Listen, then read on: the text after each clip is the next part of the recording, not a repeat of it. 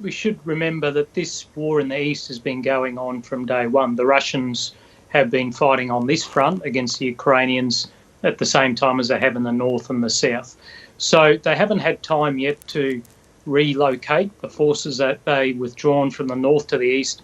What we're seeing at the moment is the forces that have been there all along getting additional firepower and air power to support the current offensive they've had going for 6 weeks. Yeah, but given that Russian forces are, and it's been confirmed that they are withdrawing from several cities in other parts, how soon will it be before that ground war can intensify?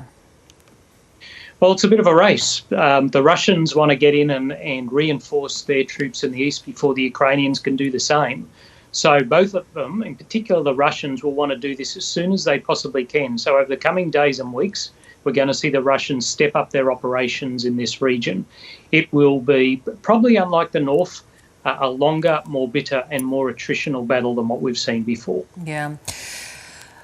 We heard the Ukraine foreign minister asking for weapons. They say they've shown the capacity to fight and to win on their home soil. But in your view, who is better equipped to win an offensive like that?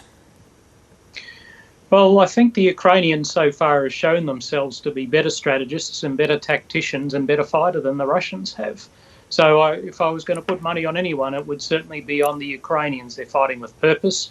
And because of what the Russians did in the north, the Ukrainians now know, if there was ever any doubt, that this is an existential fight. They're in the fight of their lives. The Russians aren't. Yeah. Let's talk a little bit, because you have so much experience in this area, the brutality of the scenes we're witnessing, the stories we're hearing, drunken soldiers raping, executing civilians. What does it tell you about the state of mind of those Russian soldiers?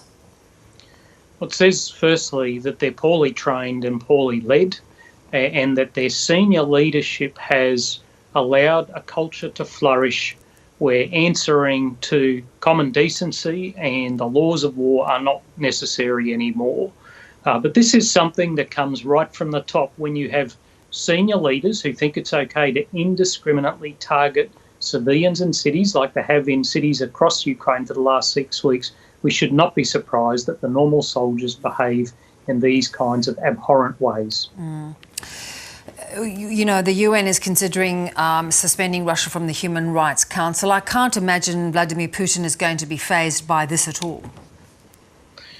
I don't think that it will be keeping him up at night, and I don't know that it will actually succeed. But every little bit of pressure on Russia helps. The sanctions regime that will continue to tighten. We've seen more recent announcements on that. The Western aid to Ukraine, both humanitarian and lethal. Every little bit helps the Ukrainians defend their homeland. Yeah. And these new sanctions, do you think they are the right thing? Do you get the sense that if they can bite into this war chest that Putin has accumulated, that will make a difference? I think it will take time. It's not a matter of days or even weeks. I think sanctions take weeks, months to bite, but they will bite and are certainly starting to hurt the richer Russians, although they personally have such war chests. It's probably not going to hurt them. It's going to hurt the people on the ground in Russia.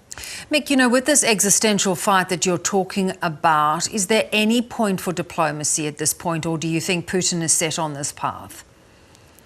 Diplomacy always matters. Even when things are at their worst, we need to have both sides talking, because at the end of the day, there is no military solution here. Only a political solution will end this war.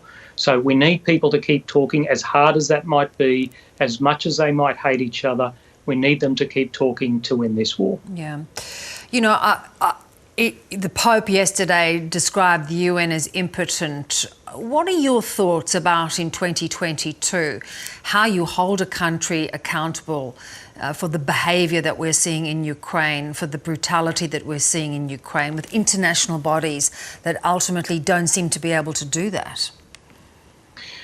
Well, I think we're seeing the EU is certainly holding Russia to account. NATO, the United States, its partners, including Australia, are all seeking to hold Russia to account through sanctions regimes and a whole range of assistance to Ukraine. So whilst the UN might talk about what it wants to do. The EU, the United States and countries like Australia actually doing substantive things to help Ukraine. Yeah.